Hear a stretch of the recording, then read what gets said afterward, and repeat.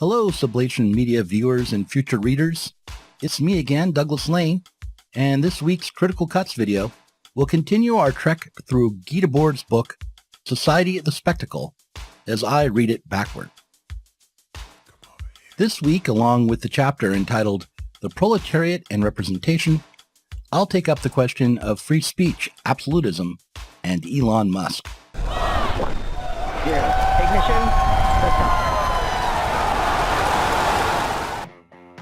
The fourth chapter is a critique of Hegelian idealism, a critique of techno-utopianism, a critique of Bolshevism, and finally an explanation for why it is that the working class, or the proletariat, are specifically tasked with realizing and taking responsibility for history.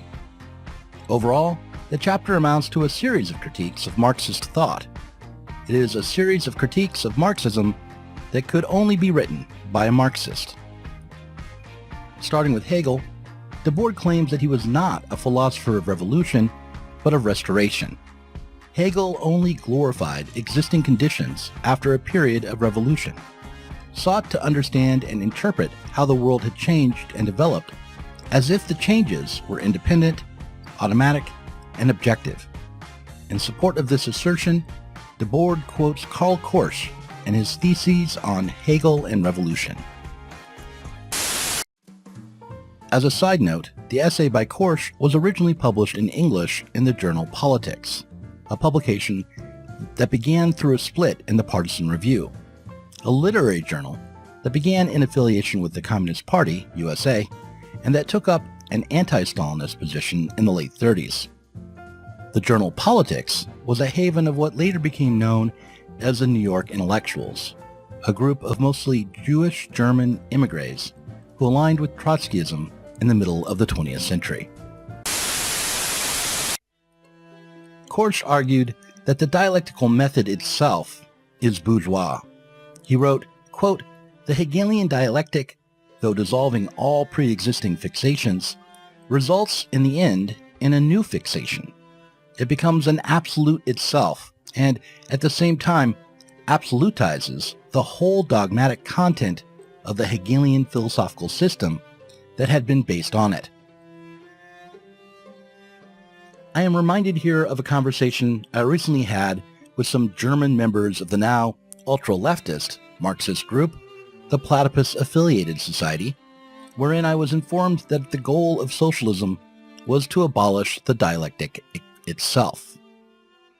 Rather than holding on to the subject-object split that sets up the Hegelian dialectic, rather than accepting that the individual and individual freedom can only arise within the context of a civilization that will appear as an object and external to the individual's own desire, a constraint on him that will shape him and form him, we should aim for that division between the individual and society to be overcome.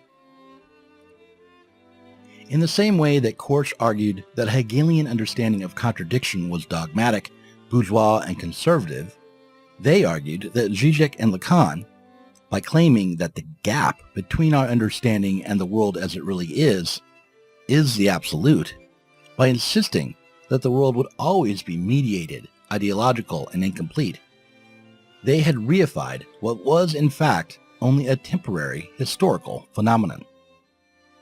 The dialectical nature of history, the way our understanding and cultures always produce opposites and oppositions, was itself a product of bourgeois culture and capital, and could be overcome. It is upon us. Every messiah, every religious ontology, every manager of every booth at this exhibit is reflecting a distorted scintilla of the spiritual reality of the transcendental object at the end of time. Every one of us is a particularized and distorted image of this transcendental object into which we are being dissolved, into which global culture is being dissolved. So,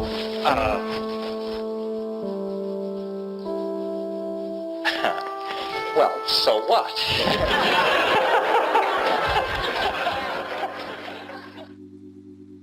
But I object to this utopian vision of socialism.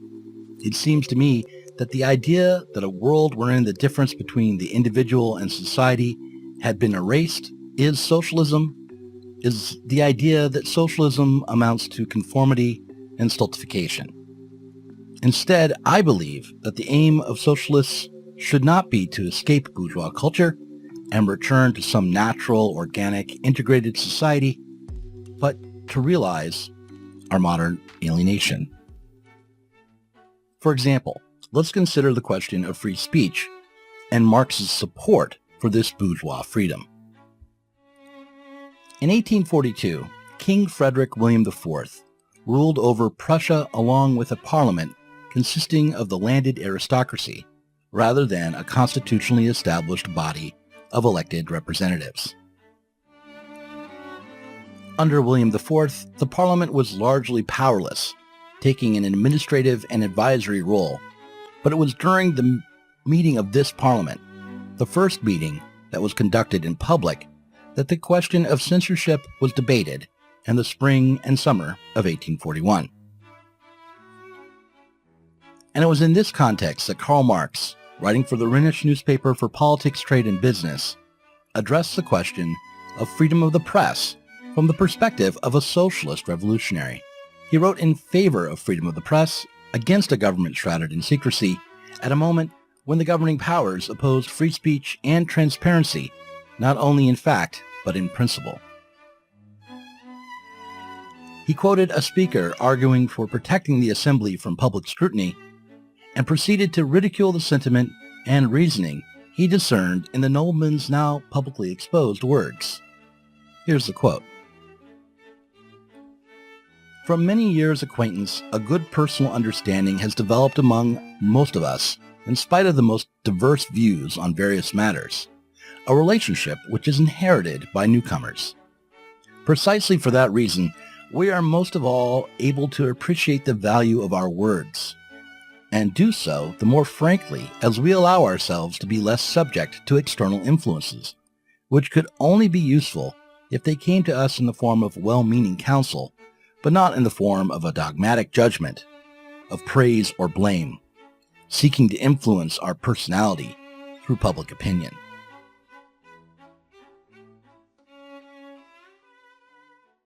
In 2013, Hillary Clinton apparently told the National Multifamily Housing Council that a politician needed both a public and private position on most issues. 171 years earlier, a nobleman in Prussia explained the logic behind this claim. Parliamentary freedom is in its first period of development. It must gain by protection and care that internal force and independence which are absolutely necessary before it can be exposed without detriment to external storms. Marx responded to the nobleman's claim that freedom of speech was a privilege for the few by explaining how this claim undercut the basis for any form of speech, free or not, by undercutting reason itself. After all, the noblemen only achieved their position of privilege through the work and relations of the external horde.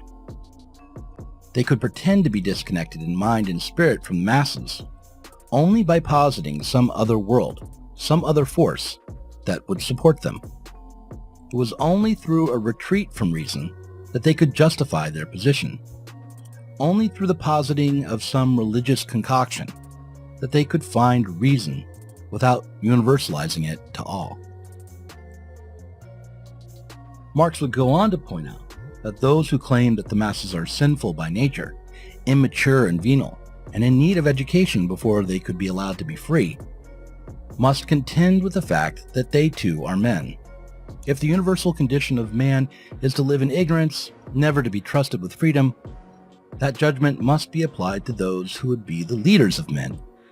Again, it is only through the positing of some supernatural and divine force that kings or noblemen can escape the imperfection in man that they would point to as a justification for their secret meetings and their censor's stamp. Even more, if there is an imperfection within the mass of men, if there is an immaturity in our culture, an intrinsic myopia, we are collectively responsible for it. It is ultimately a condition that we have made, just as we have made our homes, our sewage treatment systems, our television sets, our computer screens, and so on. Today, when we worry about the lifting of censorship from our modern-day presses, when we fret that, for instance, Elon Musk aims to bring bourgeois freedom to Twitter users, when we insist that the blue checkmarks and their minions are a special elect, an educated elite who are capable of discerning who or what should be allowed to be said in public, we should remember the lessons Marx taught to the Prussian nobility in the early 19th century. Namely, he taught them that the educators must themselves be educated, and that the ruling ideas of society can never surpass the conditions created by the totality of relations in society.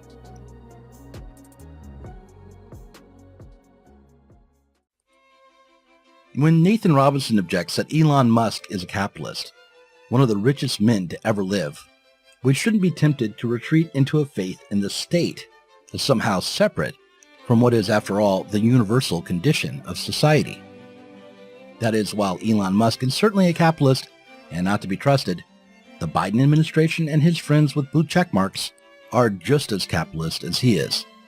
And while both Biden and Musk will inevitably be unable to overcome the limits on speech that capitalism itself imposes, those of us who wish to learn and to progress beyond our current condition would be better off embracing the words of the capitalist who espouses the need for universal free expression over those who would hold speech as a privilege. And while it is utopian to think that free expression itself will lead to universal liberation, or even that a universal liberation from capitalism will overcome every oppression and every limit, if we can accept that there is a universal reason, that our alienation and distance from life is what gives us a chance to think and to act in order to change our conditions, we might be able to work up the courage to risk breaking from our continual repetition of the past and our regression into religious thinking. In fact, returning to Debord, it is precisely the thoroughness of the workers' alienation from society and from power that creates the internal conditions necessary for radical change. It is not by denying the difference between the elites in Parliament or at the New York Times and the mass of readers or voters that we will secure freedom of expression or anything else, but rather by understanding the way the existing difference is an impediment to freedom, is the way the workers' alienation points to freedom. While the insistence on a distinction between the inner circle of the elites and the unwashed masses might justify the cordoning off of privileges for the select few in one context, it will spur the disenfranchised workers to seek to expand and solidify a world in which their activity and expression can be truly their own. Whereas a false unification between the ruling ideas of power and the masses who instantiate that power through labor will only solidify the class society that currently exists. It is the intensification of alienation that points toward freedom, or as Debord put it, as capitalism's ever-intensifying imposition of alienation at all levels makes it increasingly hard for workers to recognize and name their own impoverishment, putting them in the position of having to reject that impoverishment in its totality, or not at all. The hope, then, is that as we watch Elon Musk fail to deliver actual freedom of thought to Twitter, we will be pushed not away from a longing for free speech, but rather toward a desire for total freedom.